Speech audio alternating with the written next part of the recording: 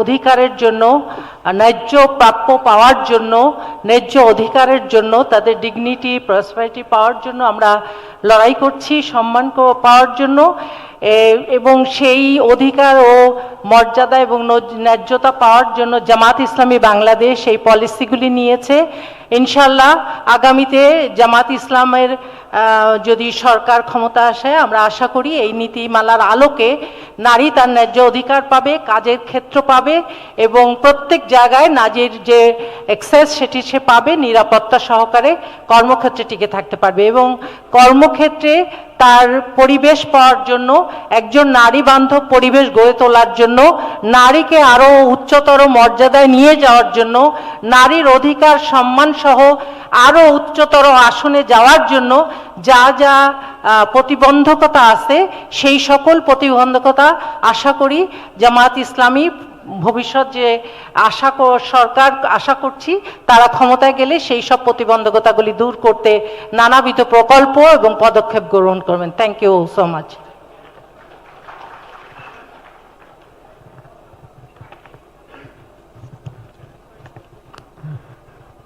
আসসালামু আলাইকুম রহমতুল্লাহ। আমি Nurunnisa Siddika, secretary women wing, Bangladesh Jamaat Islami. I am working in education side for whole life. Now I am working for underprivileged children and families. I have a school named Deshik Patshala.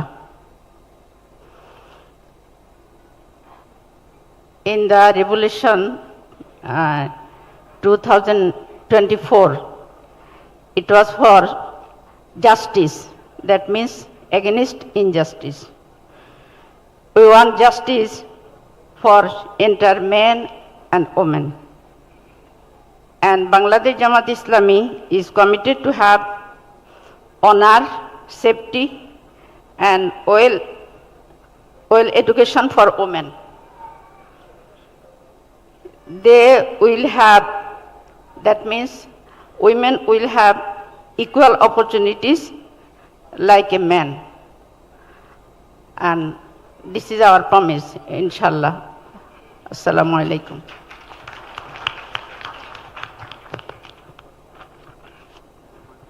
Assalamu alaikum, dear audience, respected audience. I will be mixing both Bangla and English. And we have seen from the presentation that BJI has taken a very pragmatic approach towards gender representation and women's visibility in mainstream Bangladesh. And the keynote that's been placed before us has focused on major issues vis-a-vis women section of our community: education, healthcare, employment, and social security. I believe if the targets that have been set out by the organization BJI will emancipate women from different difficulties now they are facing. Jamaat has rightly pointed out that quality employment, leadership, and decision making, asset ownership, personal security, and access to justice, largely due to long-standing weakness in governance and the inconsistent implementation of existing policies. That's been rightly said by the presenter. Secondly, BJI has focused on another issue: women's active participation is vital for all sectors of the economy, driving export growth, reinforcing household income stability, and playing a key role in poverty reduction. Fantastic. And Jamaat has rightly pointed out that 72% women engaged in agriculture remains unpaid. It's a very vital issue. So Jamaat has focused on that as a very good approach. And Jamaat has also focused on the reform party nomination processes and electoral support mechanisms to enable fair competition. This is another issue that's been addressed by Jamaat's women policy. And the policy paper, the keynote that's been presented before us has focused or indicated towards establishing a national, I think it's Jamaat's, one of the objectives of Jamaat's, National Women's Protection Task Force and expansion of one-stop crisis centers, victim support services, family counseling facilities nationwide, and then strengthening legal frameworks with first-track tribunals, legal aid, witness protection, and zero-time response mechanisms. This is another issue that is disturbing the entire mankind all over the world, and Bangladesh is not an exception. Bangladeshi experience is very cruel. So Jamaat's policy has rightly chosen that issue, and the keynote that has been placed has rightly focused on enforcement of equal pay at workplace safety, anti-harassment laws, and the formalization of informal sectors, expansion of childcare facilities, maternity protection, flexible working arrangements to support family responsibilities, including the shared caregiving role of men. I believe if these objectives are fulfilled, Bangladesh will be progressing day after day, inshallah. So, thanks to our panel members. Okay, now I'd like to ask the audience for all the burning questions you have for our experts, because I know you have a lot of questions. Especially, I'd like to encourage our guests from European Union and the other women rights activists to proceed with their questions. If you have any questions, please raise your hands.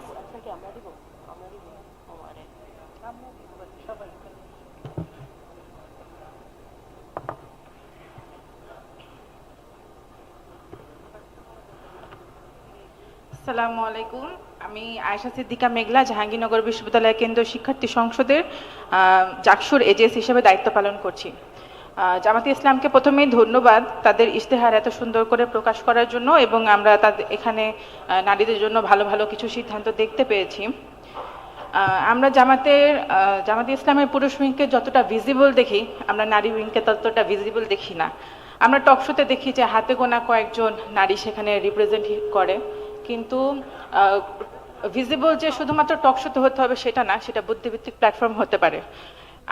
আমি একটা প্ল্যাটফর্মকে দেখি যে তারা সেখানে কাজ করে, কিন্তু সেখানে আলোচনার শুধুমাত্র বিষয়বস্তু আসে। আমরা বিষয়বস্তু জানতে চাই না, আমরা তাদের আলোচনা জানতে চাই, আমরা জানতে চাই তারা কি কথা বলে।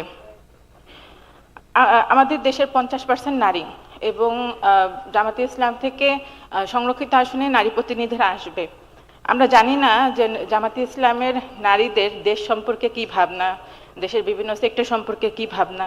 আমরা জানি না যারা পর্দা করে সেসব নারীদের নিয়ে তাদের কি ভাবনা, এবং যে সকল মুসলিম নারী পর্দা করে না তাদের নিয়ে কি ভাবনা। আমরা জানি না যে অমুসলিম নারী তাদের নিয়ে কি ভাবনা, এমনকি যারা নাস্তিক তাদের নিয়ে কি ভাবনা। আমরা নারীদেরকে, জামাত ইসলামের নারীদেরকে শুধুমাত্র পোস্টার বিলির জন্য মাঠে দেখতে চাই না, আমরা তাদের বুদ্ধিভিত্তিক আলোচনা জানতে চাই, আমরা তাদের চিন্তা ভাবনা জানতে চাই। এবং একটি রাজনৈতিক দলের অর্ধেক অংশ অর্থাৎ ফিমেল উইং যখন এতটা অস্পষ্ট থাকে, অস্পষ্ট এই কারণে বললাম কারণ আমরা তাদের চিন্তা ভাবনা আমাদের সামনে আসে না। তো যখন তারা অস্পষ্ট থাকে তখন একজন ভোটার হিসেবে আমাদের সেই রাজনৈতিক সংগঠনকে ভোট দিতে হলে আমাদের সিদ্ধান্তহীনতায় ভুগতে হয়। ধন্যবাদ। Okay, I would like to take the opportunity to answer the question first, then I'll ask our panel members, inshallah. By policy, Jamaat is not against women participation. This is the baseline. But the context in Bangladesh did not let our men even to show up, right? In past years. But still, in past years, in parliament, we had representation. Sometimes 3, sometimes 2, we had female parliament members, right? And in past years, we had more than 100 union parishad members, with more than 30 vice chairmen, and we had more than 40 upajala chairman, right? So, ward commissioner. Even in Dhaka city, we had 3 ward commissioners. These are the people who were elected, but the competitors were many, right? So we are not against women's participation. And inshallah, in coming days, it will be reflected more. I guess you are not happy. I guess you are happy. Inshallah. Any more questions, please? Madam, ekta microphone, please. তো কথা হলো যে পলিসিটা বানাবে কে? পলিসিটা তো বানাবে পার্লামেন্টে নারী নাই।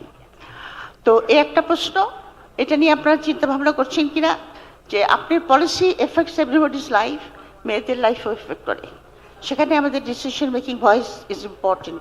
তো আপনারা এটা নিয়ে চিন্তা করবেন।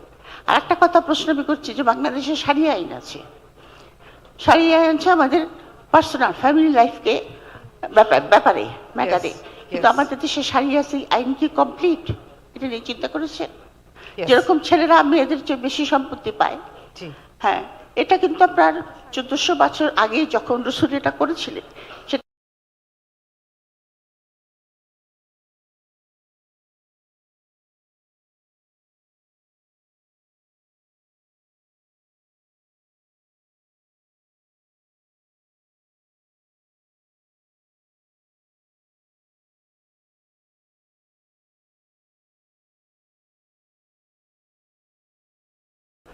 যেহেতু তোমরা ডবল প্রপার্টি নিচ্ছ, তোমরা বাপ মাকে দেখতেই হবে, because you are taking the more than what your sister is getting. দ্বিতীয়ত আপনার শারিয়া আইনে যেটা আপনার কাবিন বলি আমরা, কাবিনটা তো মেয়েকে ঘরে নেওয়ার আগে তার হাতে দিতে হয়, সেটা তো দেয় না, তাই না? তো ওখানে একটা ঠকানো হয়। আর একটা আছে আপনার যে মেয়েদের আমরা যখন ঘরে যাই, আমার সব কিছু দেখভাল আমার স্বামীর করার দায়িত্ব, আমি যেটা ইনকাম করবো সেটা আমার, কিন্তু তা কিন্তু নয়, আমাদের ইনকাম কিন্তু আমাদের সংসারেই খরচ করতে হয়। তো এই সমস্ত শারিয়া আইন আছে, এটা ঠিক আমাদের এখানে, কিন্তু এটাকে কমপ্লিট করে কিনা সেটা আপনারা একটু চিন্তা ভাবনা করেন। হাফ হার্টেড করে রাখলে পরে তো না এদিক না ওদিক। আর একটা প্রশ্ন হলো যে জামায়াতে ইসলাম কি হুদুদ আইন ইন্ট্রোডিউস করার চেষ্টা করছে বাংলাদেশে? করবে না, যেটা পাকিস্তানি করেছে।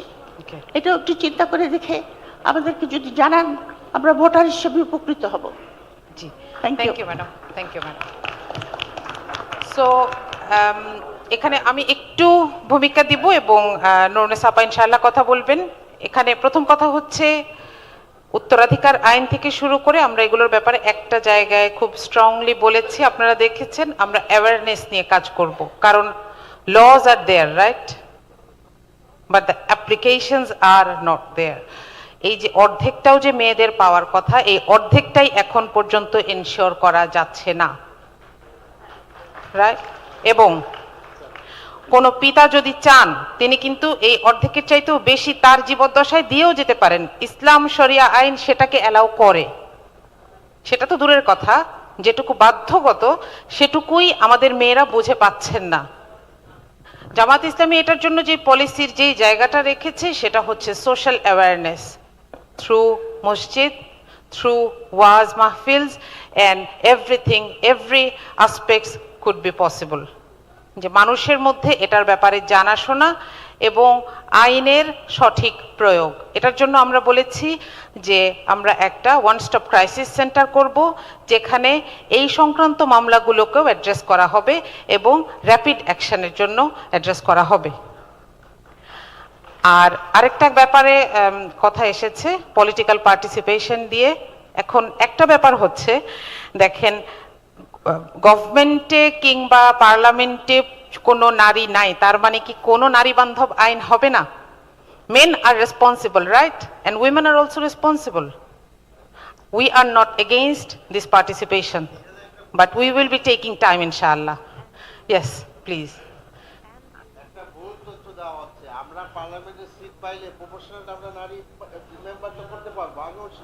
জি, আগেও ছিল। জি, সাথে সাথে প্রথমবার যখন আমি বলছি যে জামাত ইসলামী যে কটা পার্লামেন্টের সিট পাবে সেই কটাতে আমরা যেটা মানে রিজার্ভ সিট মেয়েদের উমেন সিট আমরা পাবো, রাইট? এবং এটা আগেও ছিল। আরেকটি কথা বলতে চাচ্ছি যে বিএনপি যে বছর 200-এর উপরে আসন পেল, সে বছরও কিন্তু বিএনপির সে কোনো নারী ক্যান্ডিডেট ছিল না। আমাদের প্রতি আশাটা খুব সুন্দর, এই জন্য আমরা এনকারেজ করি, আমরা বলি যে আমাদেরকে সময় দেন, ইনশাল্লাহ আমরা নিয়ে আসবো। গোটা ইলেকশন প্রসেসটা নারী বান্ধব নয়, আমরা নিজেরা ইলেকশন করে দেখছি। আমি একজন candidate, is very cumbersome business for a women to work in a constitutive, যেখানে 2টা থানা আছে এবং 20টারও বেশি বা 30টা মানে 25টা আপনার ইউনিয়ন, সব কিছু মিলে আমরা মনে করি যে আমরা সময় নিচ্ছি এবং ইনশাল্লাহ আমরা আসবো। আর জি, থ্যাংক ইউ। তো এই কোয়েশ্চেনের আরেকটু উত্তর দেওয়ার জন্য আমরা একটু নুরুন্নেসা সিদ্দিকা আপার কাছে যেতে চাই।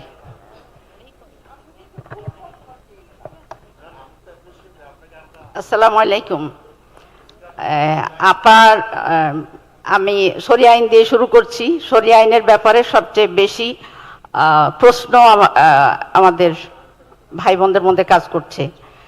আসলে দেশের যে প্রচলিত আইন, সে আইনটাকে মেনে চলার জন্যই আমরা কিন্তু প্রতিশ্রুতিবদ্ধ, এবং সে আইনটা যথাযথভাবে মেনে চলা, আইনের সুষ্ঠু প্রয়োগ করা এবং অপপ্রয়োগ না করা, এই বিষয়টাতে আমরা কমিটেড।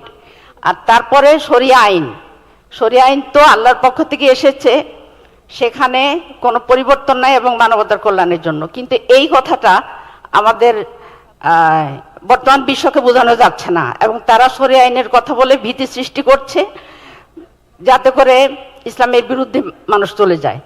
তো আমরা শরিয়া আইন প্রয়োগ করতে হলে আমরা ওইভাবে প্রয়োগ করব না, বরং মানুষের মন মানসিকতা যখন পজিটিভ হবে এবং ন্যায় ইনসাফের দিকে মানুষের এটা আসবে, তখন সেটাকে আমরা শরীয়ত কি বলে ওই পয়েন্টটা আমরা তুলে ধরবো। এবং কনসেন্ট ছাড়া, আমাদের জনগণের কনসেন্ট ছাড়া আমরা কখনোই শরীয়তের কোনো বিধানকে বাস্তবায়ন করতে পারবো না। আমরা রাসূল সাল্লাল্লাহু আলাইহি ওয়াসাল্লামের জীবনও কিন্তু এটাই দেখি। মাক্কি জীবনে 13 বছর ইসলাম প্রচার হয়েছিল, কিন্তু তারপরেও সেখানে কিন্তু ইসলাম প্রতিষ্ঠা হয়নি। তার কারণ জনগণের সেখানে ছিল না, পার্টিসিপেশন ছিল না ফুললি। আর মদিনায় যাওয়ার পরে জনগণের পার্টিসিপেশন হয়েছে এবং আল্লাহ তাআলা একের পর এক বিভিন্ন আইনের দিয়েছেন, আয়াত নাজিল করেছেন। তো আমরা যারা ইসলামকে বিশ্বাস করি, ভালোবাসি, আমরা ওইভাবেই আল্লাহ তাআলা যেভাবে সুন্দর করে তার বিধানকে মানব জীবনে বাস্তবায়ন করা রাসূলকে শিখাই দিয়েছেন, আমরাও সেই পথে আগাবো। সুতরাং এখানে কোনো চিন্তার কারণ নেই যে আমরা শরিয়া আইন প্রয়োগ করে একটা কিছু করে ফেলবো। I have a question. Please. আচ্ছা, আমি একটু ইংরেজিতেই বলি, বাংলা মিক্স করে বলবো।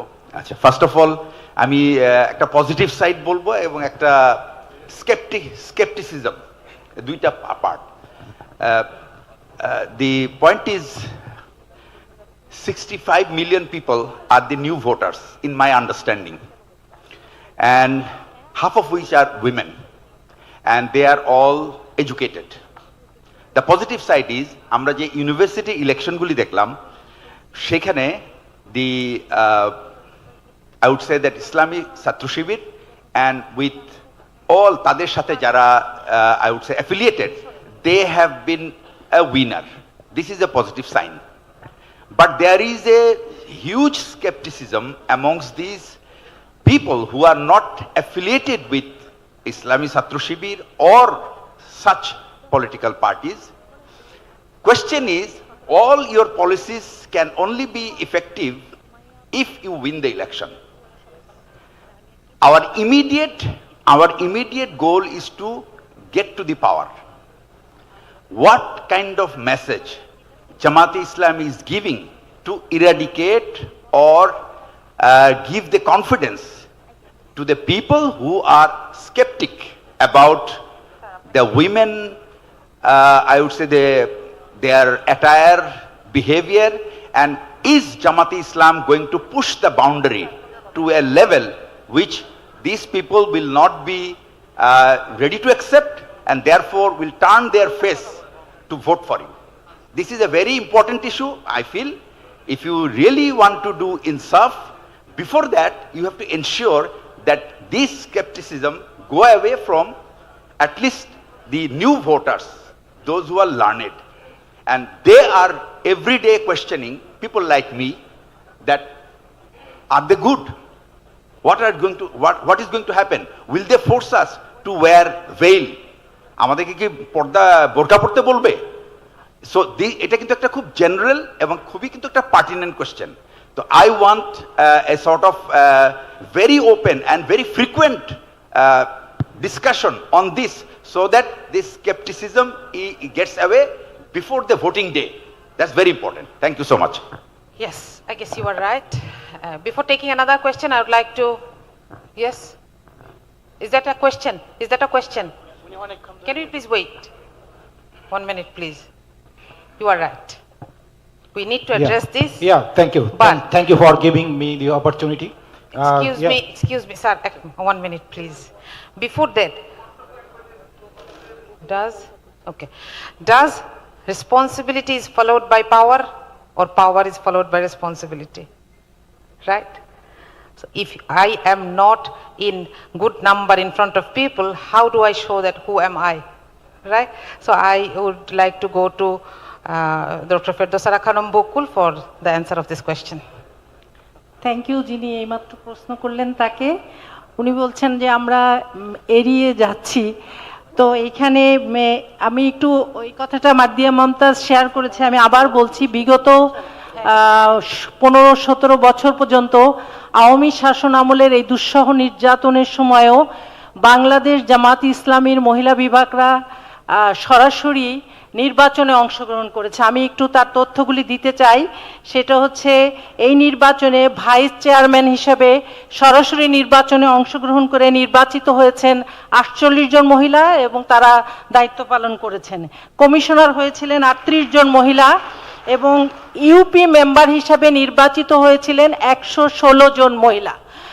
তো আমি বলতে চাই যে আমরা আসলে বিগত 16 বছর, আপনারা জানেন, আমরা এক জায়গায় বসে কথা বলতেও পারিনি, আমরা প্রকাশ্যে আসতে পারিনি, আমরা এই রাজনীতির যে প্রকাশ্য ময়দান সেখানে অংশগ্রহণ করতে জামাত ইসলাম পারেনি। তো ইনশাল্লাহ সামনের দিনগুলিতে জামাত ইসলাম সেই অংশটা নিবে। এবং আপনি নিজেই উল্লেখ করেছেন বিশ্ববিদ্যালয়ের কথা, সেখানে বিশ্ববিদ্যালয়ের ছাত্রী সংস্থা মেয়েরা অত্যন্ত দক্ষতার সাথে সেখানে অংশগ্রহণ করেছে, বিজয়ী হয়েছে, দায়িত্ব পালন করছে। ইনশাল্লাহ জামাত ইসলামের মহিলারাও দায়িত্ব পালন করবে এবং দক্ষতার সাথে ইনশাল্লাহ দায়িত্ব পালন করবে। আরেকটি কথা বলতে চেয়েছিলেন পোশাকের ব্যাপারে, যে নারীদেরকে জামাত ইসলামী পোশাকের ব্যাপারে বোরখা পরা বা এই ধরনের কোনো পোশাকে বাধ্য করবে কিনা। আমরা জানি খোদ আল্লাহ সুবহান তাআলা ইসলামের কোনো বিধান কারো উপরে জোর করে চাপিয়ে দিতে বলেন নাই। রাসূলুল্লাহ সাল্লাল্লাহু আলাইহি ওয়াসাল্লাম কোনো দিনও কারো উপরে ইসলামের বিধান জোর করে চাপিয়ে দেন নাই। সো জামাত ইসলামী কেন এই কাজটি করবে? এবং এর একটি বাস্তব দৃষ্টান্ত আমরা দেখেছি, ঢাকা বিশ্ববিদ্যালয় সহ সারা বিশ্ববিদ্যালয়ের জেনারেল ছাত্রীরা ছাত্র শিবিরকে বিপুল ভোটে বিজয়ী করে প্রমাণ করেছে ছাত্র শিবির হচ্ছে তাদের জন্য সবচেয়ে সেফগার্ড, যারা তাদেরকে পোশাক থেকে শুরু করে কোনো কিছুর ব্যাপারে তাদের উপরে কোনো নির্যাতন করবে না, জোর করে চাপিয়ে দিবে না, তাদের ক্ষমতা কেড়ে নিবে না। এবং তারা প্রকাশ্যে বারবার সেটা প্রকাশও করেছে যে আমরা একমাত্র নিরাপদ বোধ করি ছাত্র শিবিরের কাছে। So I think Jamaat Islami ইনশাল্লাহ যদি তাদের সুযোগ আল্লাহ সুবহান তাআলা দেন, দে উইল প্রুভ ইনশাল্লাহ যে তারা মহিলাদেরকে সমান তালে সমানভাবে সর্বক্ষেত্রে কাজে লাগিয়ে তাদের দক্ষতাকে প্রমাণ করার সুযোগ দিবে নিরাপত্তা সহকারে। Thank you so much. Thank you, honorable panelists. We will take only one question. Yes, one question. Yeah, thank you. Thank you for giving me opportunity. Yeah, I want to respond to my respected teacher, Professor Dilara Chaudhary, ma'am. She asked me about, well, who I am. I am a feminist. Maybe the course is relevant for me. And like me, more aggressive feminist is here. So that's why I am talking. Response to my respected teacher is that who will make the policy. I see the, you know that the man, if we look at the dais, we see that how the gender is not only women. Gender, of course, it includes the men or women both. So I think in this panel, the question should come up about the care economy. Care economy, we know that who raised this question in Bangladesh first. I am as a gender expert. I did the 2 times last 10 years gender country profile for European Union. For European Union delegation and 27 countries that the European Union is implementing currently in last 10 years. So in that context, I was talking with in the morning session with the EU First Secretary, and he simply said it's amazing the policy the Jamaat Islam is talking about. This one comment is that who is the that level of feminist, I would say that the Amir Jamaat, he is the feminist in my definition. How they did that? I am talking about the care economy. The care economy, he is the first person I heard that he mentioned about the 5 hours and 8 hours, and you debated a lot. This belongs to the care economy. And do you know what is the size of the care economy currently in Bangladesh as per Bangladesh Bureau of Statistics? It's not million, billion, it's $1 trillion economy. Yes. That's we are missing. You're requested to So I think your question. it should include in this panel discussion. Thank you. Thank you. So maybe we are not taking any question, Yes, any more we are not questions. taking So any I would like to question. conclude with one sentence, please. So I'm sure many of you still have a lot of questions. You can email them amir@jamaatislami.org. We will be not taking any question for this session anymore. Okay, thank you. আমি একটা শুধু কথা দিয়ে শেষ করতে চাই যে আমি রিসেন্ট কিছু মাসে মিডিয়ার সাথে কথা বলেছি, কিন্তু সবাইকে নিশ্চিন্ত করার সত্ত্বেও কেউ কেন যেন নিশ্চিন্ত হতে চান না। যে জামাতে ইসলামের পলিসি হচ্ছে আমরা স্বপ্ন দেখি এবং আমাদের সেই সক্ষমতা আছে একটা দেশ তৈরি করার, যেখানে একটা মেয়ে টেকনাফ থেকে তেঁতুলিয়া পর্যন্ত ভ্রমণ করবে, সে কাউকে ভয় পেতে হবে না। এবং সেই মেয়েটার কি পড়ে আছে, সে কোন ধর্মের, সে কোন এথনিসিটির, সে কোন এডুকেশনাল ব্যাকগ্রাউন্ডের, এটাও সেখানে কোনো প্যারামিটার হবে না ইনশাআল্লাহ। আসসালামু আলাইকুম। Thank you again, honorable presenters and panelists, for shedding light to what was perceived an enigma, Jamaat's view about women. Thank you so much. We will now proceed to our next session. Thank you. Thank you very much, our honorable panelist and keynote speaker. Now, without any break, we'd like to move on to the next session as we have some time constraints. So, without any break, we'd like to move on to the next session. You know, education means the foundation of national transformation. And this session focuses on education for the future, policy for change, and for having a discussion about this very topic. The discussants are Professor Dr. Mukarram Hussain, who will be the keynote speaker of this policy presentation, Professor Swansea University, UK, Colonel retired Abdul Batin, former principal Cantonment Public School and College, MP candidate Dhaka 16, Dr. K.M. Kabirul Islam, former senior secretary, Madrasa and Technical Education Division, Ministry of Education, Professor Dr. Jubair Muhammad Ihsanul Haq, Chairman, Department of Arabic, University of Dhaka, Professor Dr. Shakhawat Zaman, Chairman, Department of Tripoli, Uttara University, Dhaka, and Mohsina Mumtaz Maria, Vice Principal, Everest International School. I'd like to request all the panel members and keynote speaker to have their seats on the stage. Please, a big round of applause for the panel members and keynote speakers. Now I'd like to, invite Professor Dr. Mukarram Hussain to deliver his presentation. about education for the future policy for change. Respected ladies and gentlemen, dear guests, as it is already mentioned, I am Mokaram Hussain, professor in Swansea University from UK, and I would like to talk about the education policy of Bangladesh Jamaat Islami. And that will be inclusive and holistic, and that will produce globally competitive citizens. The question is why we would like to talk about the education policy. Well, let's go back to our childhood. We know education is the backbone of a nation. It reflects with a very simple sentence, if the backbone of a person is weak, it will affect the whole body, right? And exactly it is happening for Bangladesh. I mean, we have very, very fragile education system, outdated, I should say. And that result, the weak economy, very poor economy, low innovation, no contribution. I mean, we are one of the least innovative nations in the world, right? It's already in the data. And we have been actually sending or producing very, very large number of unskilled labor. And all are the parameters as a result of very, very outdated education system. Let me give you one very simple example. If you go to Gulf countries, in the airport, you will see there is a staff who is selling papers and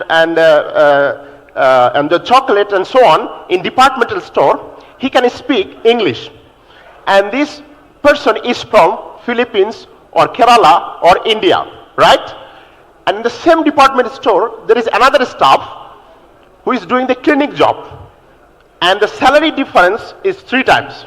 The guy who knows a little bit English is getting at least 1,000 pound or dollar, and the guy who is doing the cleaning job is from Bangladesh, is getting only 200 to 300 pound per month, right? But you can, if you identify the problem, these 2 guys are more or less are from same education background. The difference is here is the language proficiency. That means our education can develop a set of manpower with high language proficiency, right? So I would like to show you the policy that Jamaat is going to launch that will address this problem. Okay, this is the outline of my talk. First of all, I would like to show you some challenges that we identified that the education sector in Bangladesh has been facing in last several decades. And that will be followed by some policy recommendations. And then if we can implement these policies, we'll have some short-term and long-term outcomes. And we have a framework to implement these policies. We have action plan. And then at the end, we have evaluation strategy and to revise our policies if we are power in the next time and so on. So first of all, for every policy there should be a vision. And what is the vision for our education policy? The vision is we want to propose a holistic education system. What does it mean? It means it will be based on faith, ethics, that will come from our religious values, whatever you are Muslims or Hindus or Christians, doesn't matter. It will come from our religious or faith values. It will include all the cutting edge technologies, for example, AI, innovation, digitalizations, and it will also incorporate the sustainability goals, that is inclusive, equity, and quality. If we can incorporate all these necessary ingredients at the end, we will have ethically sound, skilled, and globally competent citizens. That is our ultimate target. So, first of all, let me give you a couple of ideas. What are the key challenges that our education system is facing? The first of all is our education is purely based on exam orientations. We are evaluating the kids based on exam, 100%, right? And memorizations from kindergarten to the graduate level in all sectors, in all steps. we are master of memorizations. We're doing the exams in BCS, it's based on memorizations, right? So we want to change these policies to more creative, and it's not only memorizations, it's less focus on skills and some values and attitudes, and very low in creativity and critical thinking. Okay, these types of lacks are coming from, one of the example is overcrowded classrooms, right? If you go to Europe, I have been in Germany for years and now in UK, you will see they have one teacher for 10 students or 80 students. But we have one teacher for 50 students, 50 kids. It's not possible to customize or to deliver customized education for each pupils, each kids with this teacher that needs to deal with 50 kids. No way.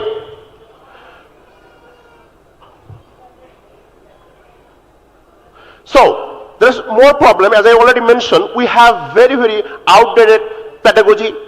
That means we are having the examples that we are producing in last 30 years and 40 years. We have very, very less training for our teachers. We don't have continuous professional developments that I will talk about. We have very high number enrollment in primary education, but the outcome is very low. I mean, if you can test a kids who pass just class 5, then you will see he hardly can write correctly or read correctly or other digital skill, for example, maths and so on. We have very low communications or engagement with the community. For example, I mean, we have hardly interaction between the teachers and the parents and the community leaders and so on. At the end, what is happening? You know, there are several studies published by different organizations that our students who are in level 11 or 12 are getting the same amount of education background with class 7 in developed countries.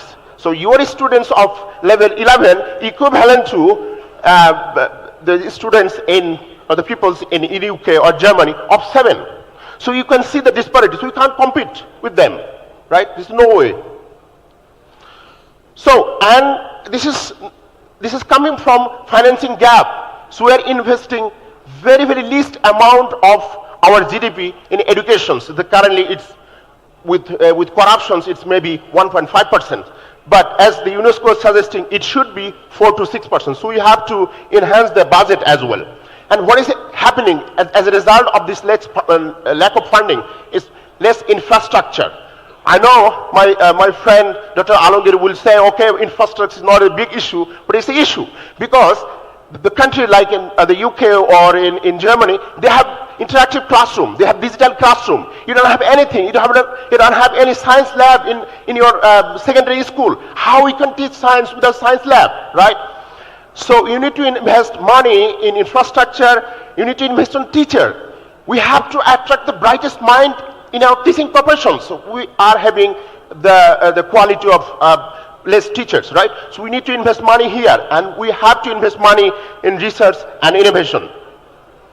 So we are going to propose 5 policy recommendations. The first of all will be the formation of a permanent education team, followed by the curriculum modernization and streamlining of our different education sector. We have government education sector, we have private, we have Komi, we have Alia, we have English and so on. So we have to streamline at a certain level. We have to enhance the status of the teachers, and we have to make sure the welfare of our teachers as well. And then we have to invest on higher education, especially the university level. And finally, we need to form a national research council that will deal with the innovation and research, fundamental research, to enhance our economy from labor-based to knowledge-based. The first recommendation is forming a permanent and independent. It's not formed by the party cadre. It should be independent, forming or taking the expert from different fields. They will be really expert in that field. It's not that you are collecting some of your party cadres. And they will review the previous policies and they will ensure that, okay, our education curriculum will align with SDG principle and the demand for labor market. We have to focus where we have labor shortage, where we need the market, right? Market demand. And we have to, of course, incorporate other skills, for example, AI, robotics, and automation. The second recommendation will be upgrading our curriculum. We have to upgrade our curriculum from primary school to secondary school and even university level. And the second task will be to propose a unified system. Unified means we want to propose some basic subject for students up to grade 8. After grade 8, you can diversify. You can go to religious educations, you can go to science, you can go to normal educations, you can go to skill or vocational training. In all cases, we will embed some basic skills, for example, digital literacy, soft skill, and creativity. One of the primary target of our education policy will be to enhance our madrasa education so that we can create world-class Islamic scholars. We don't have much world-class Islamic scholar from Bangladesh, right? So we need to create them as well through this, or we need to produce them through this curriculum. But that will be at least our vision. We need to, of course, pay attention to the teachers' welfare, and they're enhancing their salary structure. And the recruitment should be based on purely on merits, not political affiliations. So that will be our key target in this education policy. And then we have to also follow the same enhanced structure for university level and the private university. So let's talk about the higher education sector. We have the UGC, now it's called HEC, Higher Education Council or Commissions.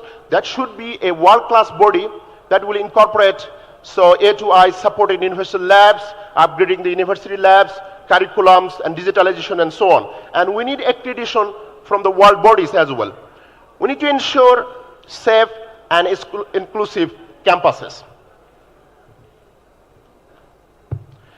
So again, I would like to talk a little bit more on higher education sector. The skill set that I am talking about, the digitalization, communication skill. Why I'm talking about communication skill? I was presenting for the first time when I was a PhD student.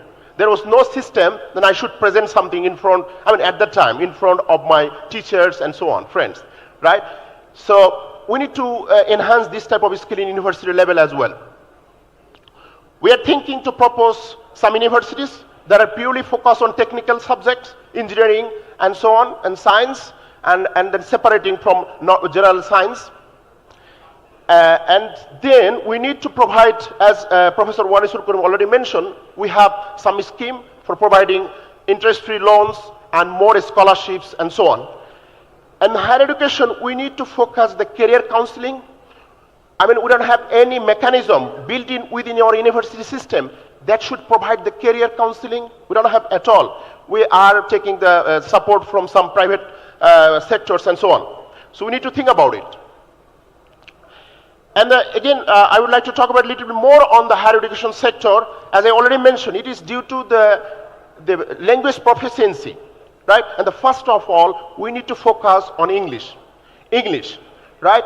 So the guy from India are undergraduate, but he can speak more or less in communicative language, in communicative English, but our graduate can't. So we need to identify these issues, and we need to focus other foreign languages like Chinese or Mandarin and the French and so on to enhance our marketability and to expand our market sector. We need to promote industry, academic collaborations and international collaborations. So our industry should fund more innovations, so they will have more IPs and so on and so forth. And as Professor Wallace already mentioned, we will have couple of schemes for high performance in their respective departments and fields.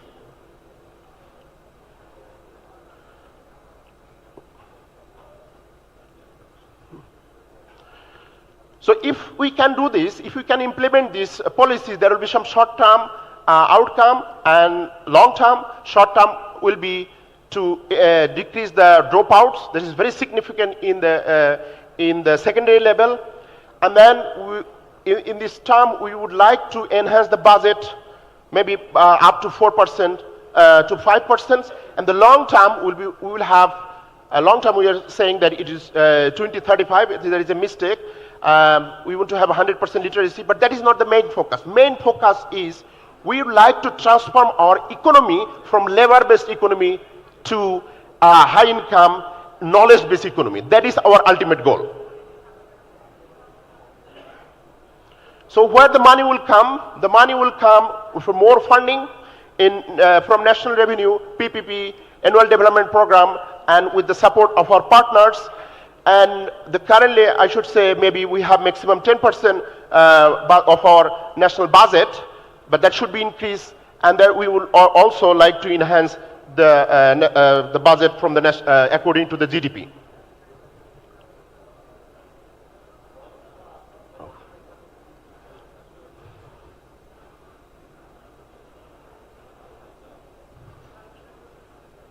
Okay.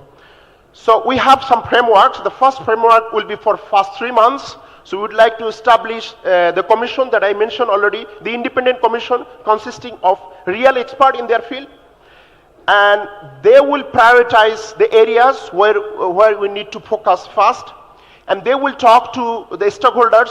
They need to consult with different sectors, the private sectors, the earlier sectors and common sectors, so that we can have a unified view, at least in certain areas. The second phase will be for first years, and in that case, we would like to launch our enhancing curriculum design, redesign up to class 8, and we'll like to launch the scholarship that Professor Warisul Karim already mentioned.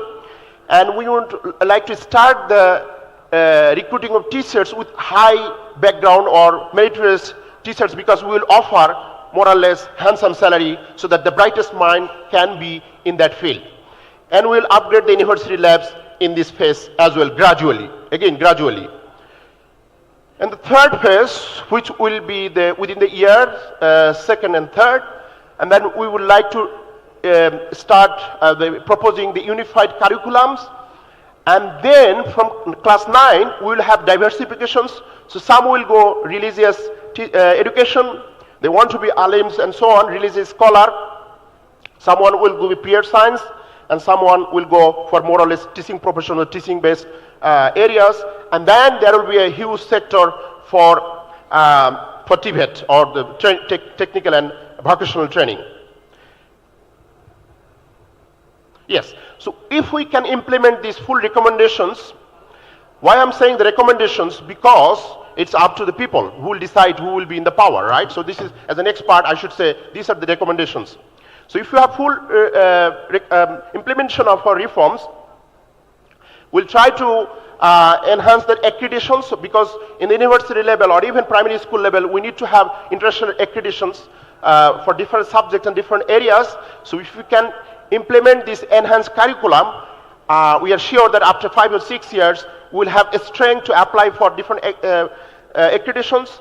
We'll have excellence in research. There will be some fundamental research, more output in publications and IP, and so that will grow our industry. And finally, it will impact our economy. As I mentioned, if you have IPs and SME and spin-outs, it will create more job in the industry. So what will be the monitoring mechanism? This is the final slide. I should say we have the monitoring framework, and the first monitor will be the Ministry of Education. And we will see how our education will be aligned with the SDG 4. And there will be some ICT tools where people can monitor how our education system or the different performance indicators are improving. We'll have some mechanism for yearly annual review, and there will be some midterm reviews during this 5-year tenure. And once it will be successful, we'll redesign and upgrade again and again. Thank you very much. Thank you. Thank you very much, Professor Dr. Mokarram Hussain, for your valuable insights and presentation. Now we'd like to proceed to the panel members. I'd like to go with Mohsina Mumtaz Maria, Vice Principal, Everest International School, and one by one then the other panel members. could give insight or any other remarks or comments about the presentation.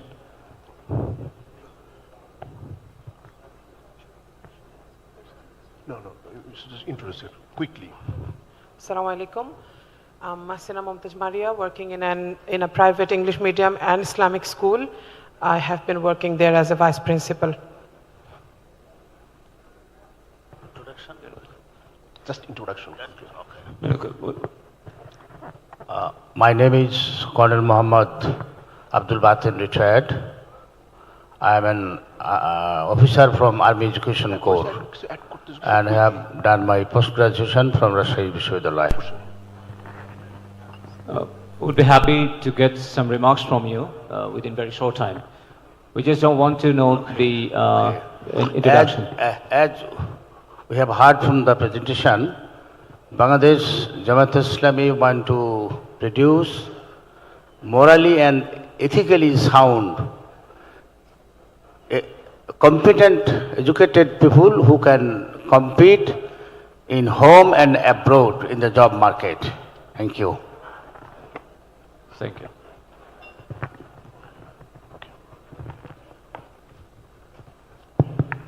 Well, my name is K.M. Kabirul Islam. I'm a bureaucrat and I have just retired from Ministry of Education as Senior Secretary, Technical and Madrasa Education Division. I have graduated from Dhaka University and then I did my second master's from Norway and PhD from Australia. And I have been in the Ministry of Education for several times and all along almost 6-7 years experience in the Ministry of Education.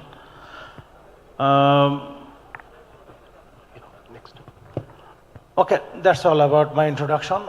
If I get chance, then I'll say something later on.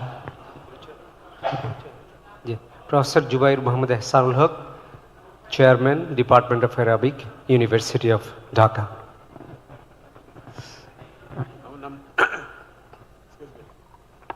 আমার নাম দেওয়ান আলমগীর। আমি দেখেছেন যে first সেশনে present করেছি, এক সময় শিক্ষকতা করেছি, লাইফ লং ট্রেইনার হিসেবে কাজ করেছি। সো দেখি আপনাদের প্রশ্ন থাকলে হয়তো বা মোকাররম সাহেব যদি কখনো বলে তাহলে উত্তর দেব। Thank you very much.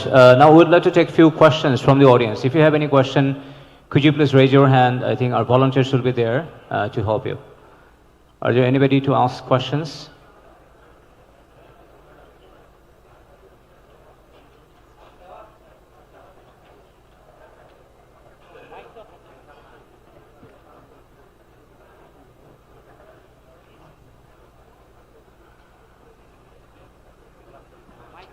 ধন্যবাদ। আমার নাম আখতারুজ্জামান, আমি সাবেক এমপি ছিলাম, এখন জামাত ইসলামের একজন নবীন সদস্য। আমি বক্তব্য শুনলাম, সুন্দর বলেছেন, গ্লোবাল আলোকে অত্যন্ত প্রাসঙ্গিক এবং খুবই ভালো, এনকারেজিং। কিন্তু আমাদের কতগুলো সমস্যা আছে। আমাদের ভাত কাপড়ের চেয়ে বড় সমস্যা শিক্ষা। বাংলাদেশে যদি 1 নাম্বার কোনো সমস্যাকে আইডেন্টিফাই করতে হয়, এটা হচ্ছে আমাদের এডুকেশন। আমাদের কোনো লেভেলে, ঢাকা ইউনিভার্সিটি নিয়ে আমার গ্রামের প্রাইমারি স্কুলে কোথাও প্রপার শিক্ষা হচ্ছে না। এখানে প্লান্টের শিক্ষা হচ্ছে। 5-6 জন ছেলেকে ফার্স্ট ক্লাস পাওয়া দিতে হবে, তার শিক্ষা হচ্ছে। 1 থেকে 2-তে 2টা ছেলেকে পাস করা দিতে হবে, তার শিক্ষা হচ্ছে। জিপিএ 5 পাওয়া দিতে হবে 50টা ছেলেকে, তার শিক্ষা হচ্ছে। কিন্তু ওভারঅল কোনো শিক্ষা হচ্ছে না। কোচিং সেন্টার চলতেছে লাগাতার, যেভাবে খুশিভাবে। এমন কোনো প্রায় শিক্ষক নাই যারা কোনো না কোনোভাবে ডাইরেক্টলি ইনডাইরেক্টলি কোচিং সেন্টারের সঙ্গে জড়িত নয়। গ্রামের 80% প্রাইমারি স্কুলের টিচাররা বাই রোটেশনে ক্লাস নেয়। তারা রেগুলার ক্লাসে যায় না, সপ্তাহে 5 দিনও যায় না তারা ক্লাসে। তাদেরকে অ্যাকশন নেওয়ার কিছু নাই, কারণ তারা সরকারি চাকরি করে। আমার বিনীত অনুরোধ, 2টা পয়েন্ট এখানে মানতে চাই। একটা হলো এই শিক্ষা দেওয়ার কারণে আজকে আমরা দুজনে এমপ্লয়েড হয়ে যাচ্ছি, স্বামী এবং স্ত্রী দুজনে চাকরি করতে গিয়ে আমি সবচেয়ে বেশি টর্চার করতেছি আমার ছোট বাচ্চাটিকে। আমার শিশুটির টর্চার হচ্ছে, তার অধিকার থেকে সে বঞ্চিত হচ্ছে। স্বামী এবং স্ত্রী দুজনেই দুজনের বেতন দিয়ে এখন আমার সংসার বলতে পারি না। এই যে অর্থনৈতিক অবস্থা আমাদেরকে ডিসাইড করতে হবে আমরা কি আমার জন্য চাকরি করব শিক্ষা করব না আমাদের চিলড্রেনের জন্য শিক্ষা করব আমাদের দুজন থেকে একজনকে ঘরে ফিরে যেতে হবে পুরুষ যান আর মহিলা যান দুইজন এট এ টাইম বাইরে চাকরি করতে পারবেন না একে তো চাকরির উপরে চাপ সৃষ্টি করতেছেন লেখাপড়া করে চাকরি বেকারত্ব করতেছেন দুইজনে মিলে একসঙ্গে চালাতে পারেন না আর আমার শিশু বাচ্চাটিকে বুয়ার ল্যাঙ্গুয়েজ শিখতেছে সে বাংলা শিখে না ইংরেজি শিখে না ফিলিপাইন ইংলিশ না সে বুয়ার ল্যাঙ্গুয়েজ শিখে কারণ সে বুয়া তাকে যেভাবে প্রতিপালন করছে সেইভাবে সে প্রতিপালিত হচ্ছে সে বুয়া যেভাবে তাকে রাখতে সেভাবে হচ্ছে আপনার উচ্চ শিক্ষিত মানুষ টপ লেভেলের স্যার আছেন আলমগীর স্যার আছেন আপনারা আছেন এই বিষয়টি করেন আমাদের জাতি ধ্বংস হয়ে যাচ্ছে আমরা এখানে শিক্ষা সন্তান তার পিতা মাতার জ্ঞান নেয় না ইসলামী কথা বললে কি হবে বিয়েটা করেই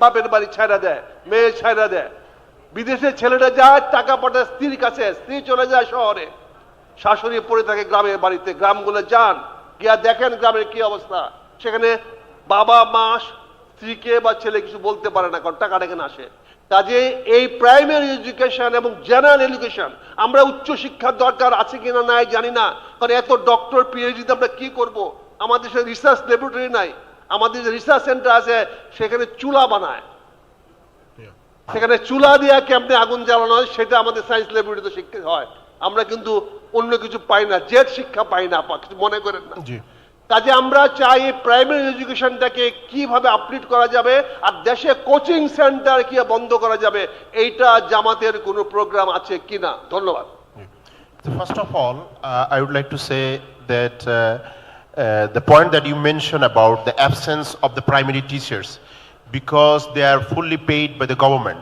right? So the first of all we would like to have some digitalization so they have to prove that they are present in the class. So I would like, I'm not interested to say details here, but we have a specific plan to introduce some digital acknowledgement so that we can identify they're in the class or not, how many hours and so on. So we will do that. And the second thing is, I mean, the salary is also an issue, right? You cannot deny that the teachers with graduation from Dhaka University are getting 20,000 or 30,000. It's not enough. So they need to look for alternative sources from agriculture and the private tuition or something like this or the